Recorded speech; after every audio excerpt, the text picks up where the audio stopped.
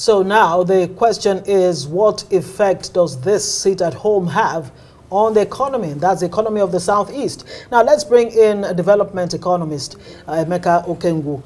Thank you so much for joining us on News Night. Pleasure to be here. Thank you for inviting me. Well, in spite of moves by state governments or state governors to give these people a sense of security, to go about their businesses, go about their daily lives, they're not budging.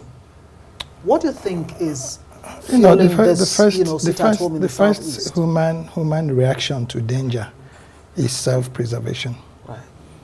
And until those assurances are given, even if you are wife of police commissioner, you will lock your kids at home.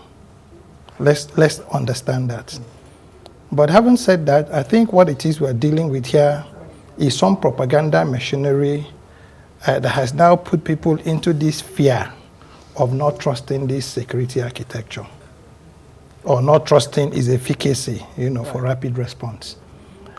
Because if you see everything you've heard, everybody talks about sit at home, but nobody is talking about the other part of it, where they were declaring that they were going to be showcasing their arsenal. Remember, that's what this was supposed to be about, that they were going to be showing their preparedness, their readiness to take on and defeat the Nigerian army. So it was supposed to be a show of force. So caution, self-preservation, the human nature would, let's just, more so when a lot of these targets are very soft targets. Okay, I mean, if you had shown where you had this army with boots on the ground and then showing that, you guys come out and let's take you on. Because this is asymmetric, and that's why it will take only a foolish person, to get kids or get people to go out there when it's obvious. You don't know if the next person to you is the one who is going to be releasing that shot. Because all you need to do is to just get one carbon in, and then it seems as if the thing has succeeded. Now, having said that, I'm being from the Southeast myself, it's soul rendering.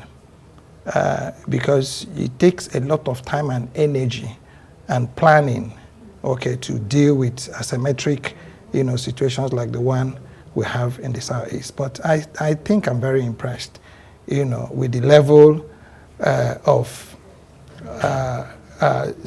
pushback, as it were. I mean, in this whole day, police have come out to show that what you're saying on the screen actually happened in 2022. I mean, that's the police response to this burning. Yeah. So I don't think they've been able to come out, and take on anybody as they were. So it's people saying, well, for whatever is what, let me stay at home. And then what would cause this let me stay at home situation? Ngozi might understand this a little better. There's what we used to call a kurulo. Every person in Igbo land, needed to take something home. Okay, one little factory here, one little this here, one little that here. All of us had, things we were doing. Yeah. Okay, until there's this change of ideology to Ebonyebi, Kona Wachi, Alawotu. It's like I'm speaking a lot of people. You have to translate that. So I'll break it down. Alawotu means anywhere you are. If you are living in Abuja, Abuja is home. Yeah. Now, unlike the days of our parents, where you had people being accepted into the society for what it was they brought back. I mean, it could just be a bicycle repair shop. And for everybody you've shown, there's nobody who's going to open a factory. I mean, you're seeing one KK person and they're speaking good English, meaning that they have some level of education. Mm-hmm. So the lack of infrastructure in the Southeast has also fueled why people have no reasons to want to go out and die. I mean, what are we going to die for? Right. So it's also something that the state governors or the state government or those of us who are from the Southeast, we're working on to be able to get our industries back on track again, and then everybody begins to fight for his space. Let me come in here now. As you work to get your industries back on track, what we've seen in the Southeast over the years now would amount to cutting your nose to spite your face. As the government is working and individuals are working to see that the place develops. So having some people saying, don't go out. As an economist, can you help quantify the damage this has done to a boisterous Southeast economy in the last 8 years? I could put a figure to a slide, but what's more damaging is what is done to our cultural values. I mean, if you were in the Southeast for every weekend, you could move from town to town from Friday to Sunday, attending. I mean, you would need to spend only 30 minutes in one if you needed to attend to the other one. To that extent, is unquantifiable. But again, to these guys who are doing this thing, it's also business. Hear me, it's important that people also put it there. Nobody is fighting for anything. It's that these young people or whoever they are, some of them being also supported, there's also some political angle to all that's happening. But what's important is that somebody is gaining from what is going on. And he doesn't mind, like you said, cutting your nose to spite your face. Now, that is for the Igbo people who are doing this. But remember that there are also claims of, fifth elements. I mean, people are being caught, people have been arrested, and they had also shown that they weren't Igbos that were doing this. So it's a mixed bag, okay? But again, there's another proverb that is the rat that is in the house. You can't operate within, a confine without the support of the local people. And the governors, have they been able to do enough to give the people that trust and assurance? Yes, they have been able to do enough, but no enough will give you confidence against an asymmetric attacks like none. I mean, you can get enough when you have a blue and red army, okay, where you have a camp, an army, and then both of you are having this confrontation. But I mean, I can come in here, dressed like a monk, and the next minute there's an explosion inside the studio, and they say IPOB has struck. And this is how these terror, groups work.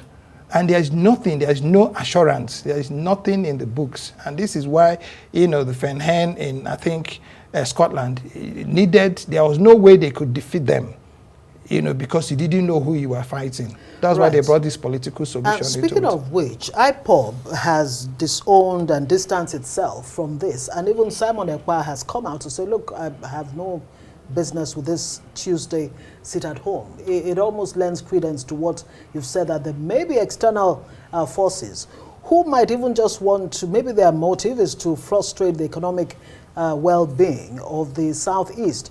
I mean, it was really disheartening. The last time I was in the Southeast, not too long ago, about 2 months or so ago, the only billboards I actually saw were obituary billboards across board. And that in itself is quite telling.